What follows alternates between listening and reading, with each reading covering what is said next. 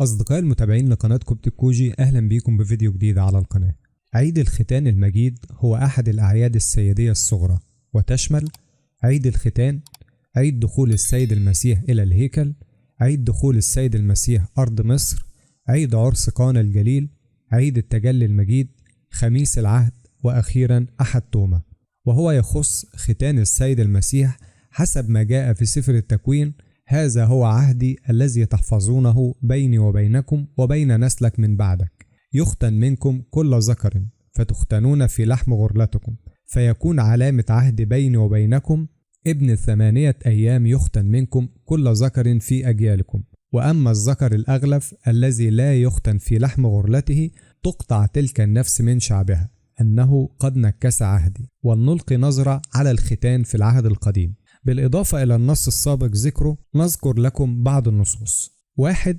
عند ولادة إسحاق يقول الكتاب: ختن إبراهيم ابنه إسحاق وهو ابن 8 أيام كما أمره الله. ودي هنلاقيها في سفر التكوين إصحاح 21. أما في سفر اللاويين إصحاح 12 هنلاقي: وفي اليوم الثامن يختتن لحم غرلته. وعندما ولد طفلا لموسى وأهمل ختانه أراد الرب أن يقتله، ولكن صفورة أمه أخذت سكينا وقطعت غرلته ومست رجلي الطفل. ودي هنلاقيها في سفر الخروج إصحاح 4. وعندما تاه شعب إسرائيل 40 سنة في برية سيناء لم يسمح الرب بدخول كنعان للأولاد غير المختونين إلا بعد أن يختتنوا. ودي هنلاقيها في سفر يشوع إصحاح 5. وكان محظور على غير المختونين إنهم يأكلوا من خروف الفصح إلا بعد أن يختتنوا. ودي هنلاقيها في سفر الخروج إصحاح 12.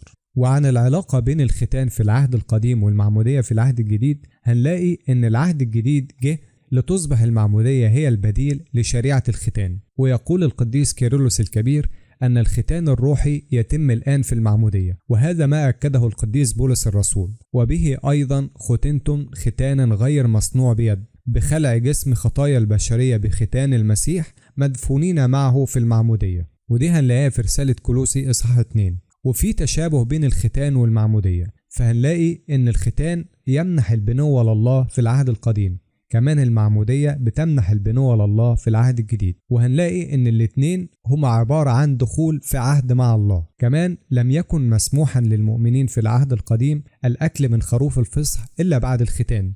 كمان في العهد الجديد غير مسموح للمؤمنين التناول من الجسد المقدس إلا بعد المعمودية. وكمان الاتنين إماتة للقديم ليخرج منهما الجديد. كمان الختان بيتم مرة واحدة في العمر، وأيضا المعمودية بتتم مرة واحدة في العمر. وعن المعنى الروحي للختان فهنلاقي إن المعنى الروحي والرمز في الختان ليس في قطع غرلة الجسد فقط، بل يمتد القطع روحيا إلى القلب والفكر والضمير، فيكون قطع الجسد رمز وإشارة إلى قطع الخطيئة والشهوات. وهذا المعنى الروحي للختان كان مدرك أيضا في العهد القديم، وده اللي بنشوفه واضح جدا في الآيات الآتية. فهنلاقي في سفر التثنية إصحاح 30 يقول الوحي الإلهي على لسان موسى النبي: ويختن الرب إلهك قلبك وقلب نسلك لكي تحب الرب إلهك من كل قلبك ومن كل نفسك فتحيا.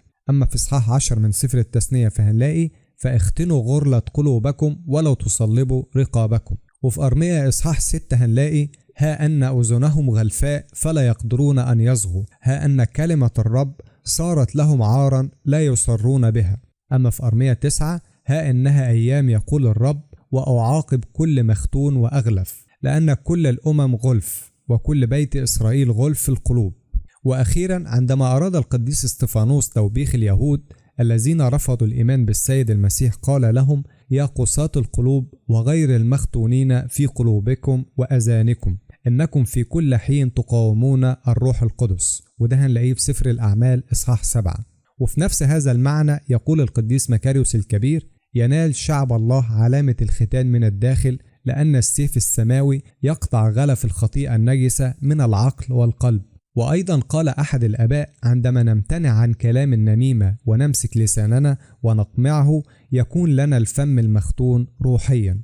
وقس كل هذا على بقية الحواس أيضا. وعن طقس الاحتفال بعيد الختان فدائما إذا وقع عيد سيدي صغير أو كبير في يوم أحد تقرأ الفصول الخاصة بالعيد بدلا من قراءات يوم الأحد، وتصلى جميع الأعياد السيدية بالطقس الفريحي ما عدا خميس العهد إذ يقع في أسبوع الآلام.